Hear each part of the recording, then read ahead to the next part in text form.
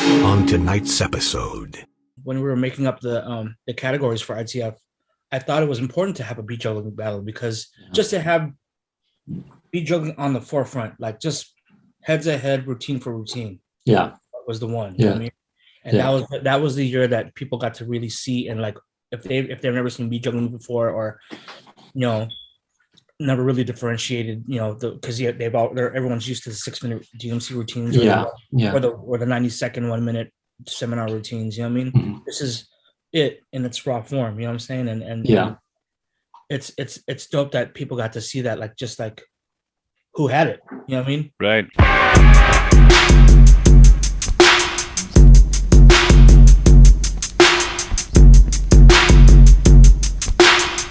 Do you remember who you had, John, on your scoring sheet? I know it's an unfair question. Oh man, I really don't remember. To be honest, I really don't remember. You know what? I think mind you, I was sitting next to Raider and Honda. You know what I'm saying? And it was Honda too, right? Was it Honda? Yeah. So me, Honda, Raider, and then all three of us were just that. And we all looked. I just remember us. That's the one thing I'll remember is we all looked at each other, and I think especially during Babs's blind alley, it's just we felt. You know what I mean, it was to the point like it's one of those master compositions that you just totally where it comes in, when it comes out, what the next part is, and that's something I think that's why I think Babs had the upper hand, the edge, because it was a song.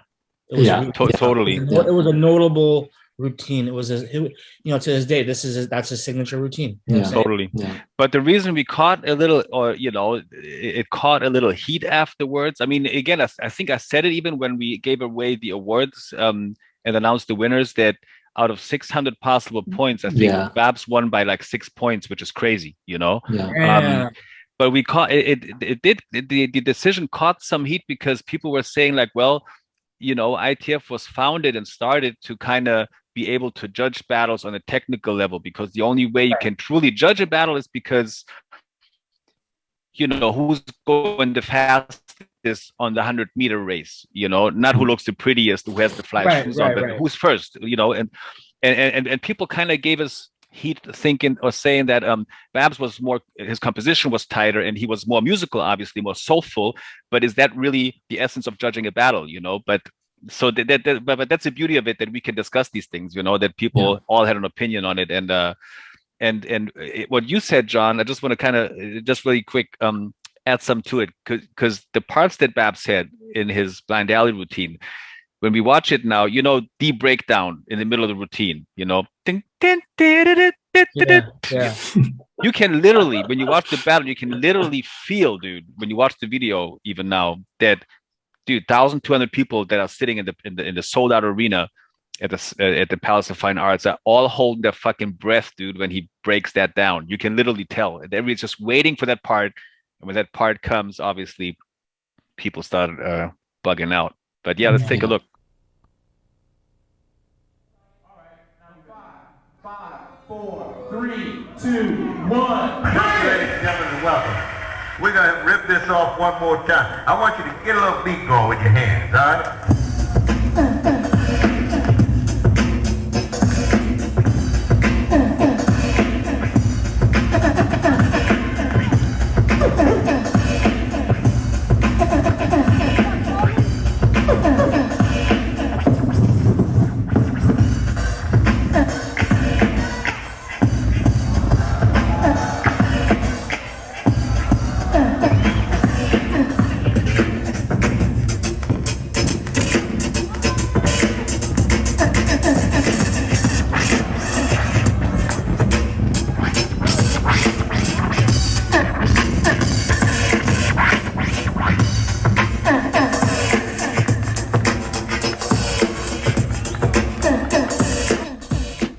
You want a battle? I'm good to G.O.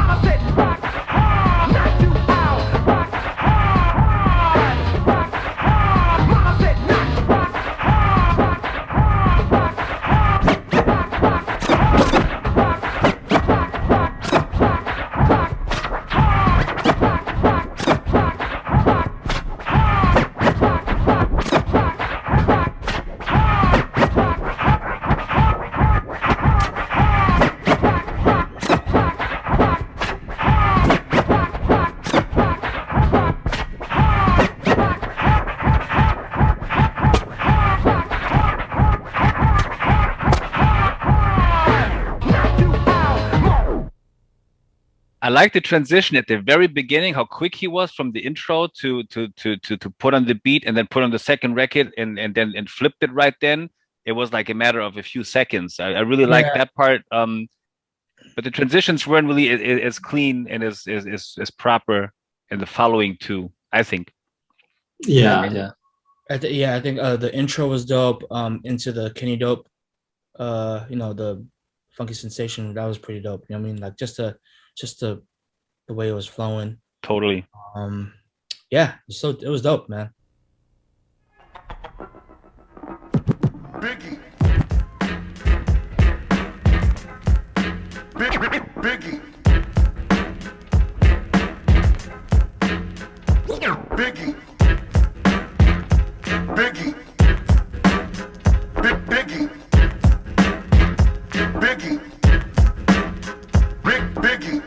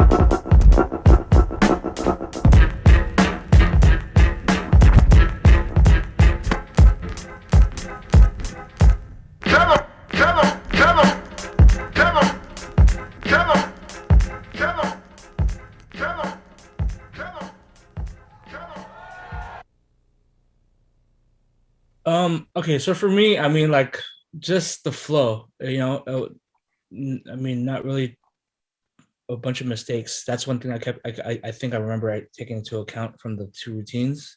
But just the transitions from fast to breakdown, breakdown and then into the junkie style, just kind of hi-hatting it the whole way to the next sequence. I mean, one thing that is kind of, if you haven't noticed, Babs has a certain pattern that he does with a lot of records. Yeah. But it works with every record. And the only person who's ever been able to do that, I think, besides him, is Steve D. The snare pattern. You know what I'm saying? Yeah. So I think that's something that showcases, and it shows that it's kind of, it transcends to different records, whatever, especially if it sounds right with the right records, I guess. Right. Yeah. But it's hard to call. I personally, after watching it again now too, I personally think that Babs kind of lost his momentum after the first half of this routine, because it kind of appears to me that he basically did similar patterns he did in the first half of the routine. He did those over again with a different part of the record, which was still dope. But after watching it, I think I would have given it to Roli, not just because he was busier, but I think he showed more of his repertoire altogether. And as John said, there was no mistakes made on either way. A couple of rough edges here and there, and Roli maybe had a couple of rough edges more than Babs did, but also taken into account he did more. You know what I mean? And he flipped a couple of different more styles. Really tough to judge it.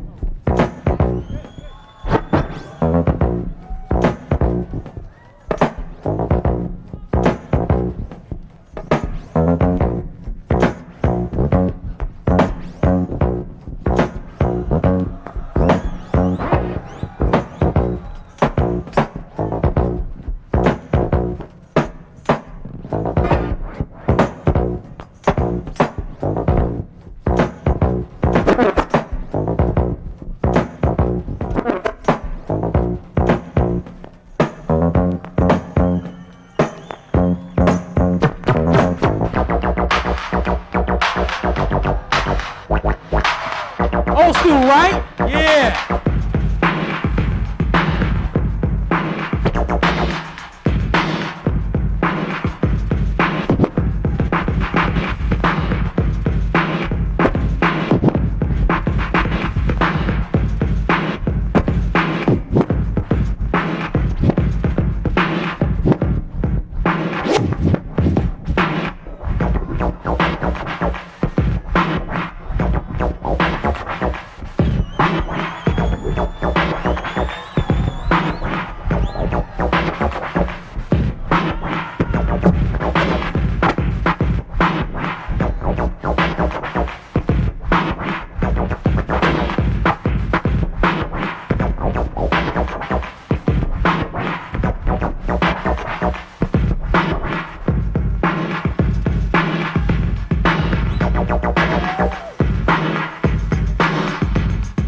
Ladies and gentlemen. DJ, we got it like these.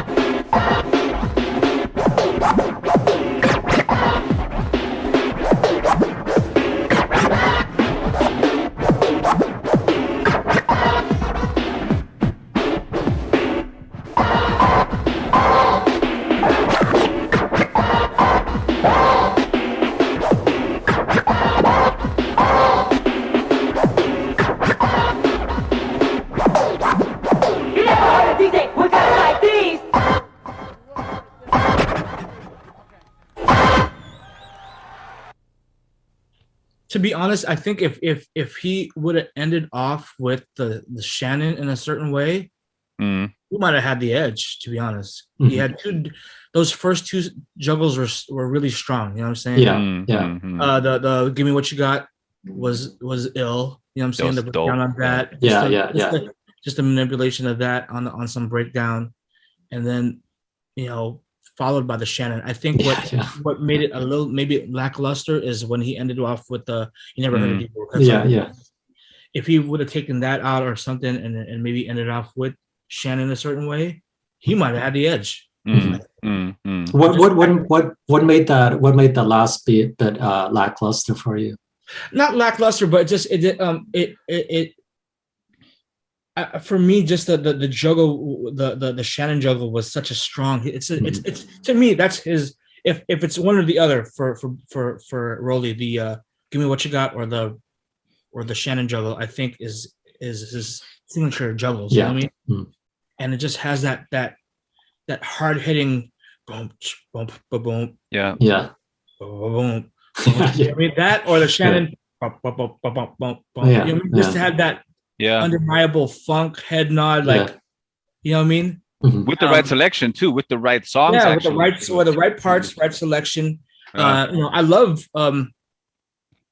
Ultimate 3MC's you never heard a DJ with cuts like these, but just I don't know, it didn't hit for me as you know what I mean. Like if he did that in the very beginning and then he did the other juggles after, maybe would have I think maybe would have I don't know, gave him the edge. I think.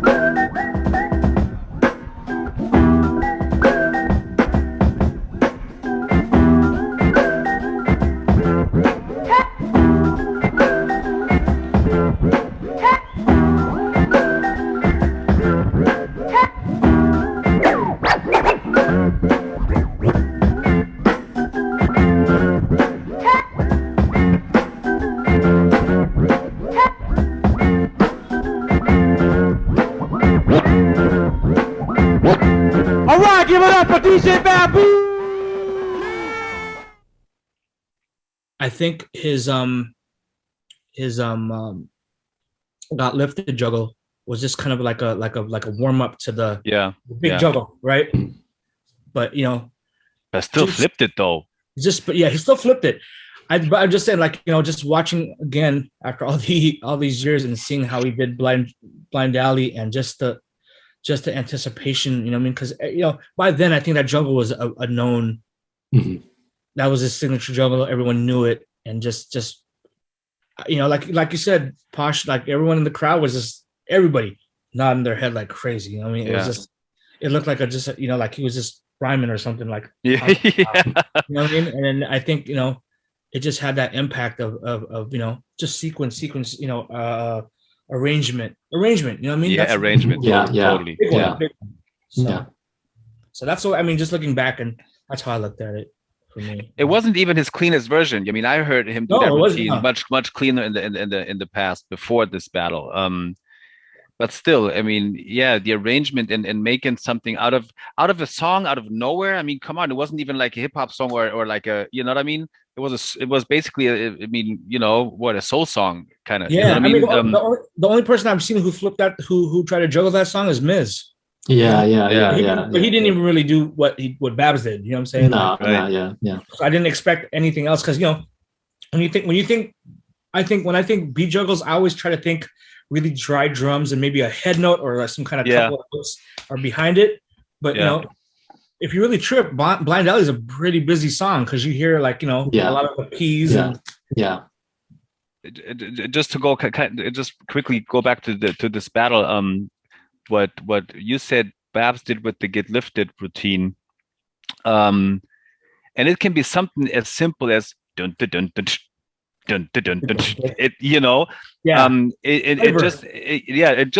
It's so simple and it's not technical at all, but it just adds so much to it and builds up to a certain where we go back to the subject of not being too busy, but doing a lot with the least you have at your disposal. You know what I mean? Absolutely. And he was just a master at that. I mean, look how crazy the crowd went for just that. But that's what I'm saying. It's sometimes, and that's why I feel like especially with not to knock the new battles, but just I miss the less is more. Totally, man. Of course. Of beat juggles. You know what I mean? Like, of course. Where, it's something as simple as that, where like, because right now everything just seems so rapid fire. Yeah. Like straight Uzi machine gun style. But back then it's just on some like just the essence of the to me, funk prevails over everything.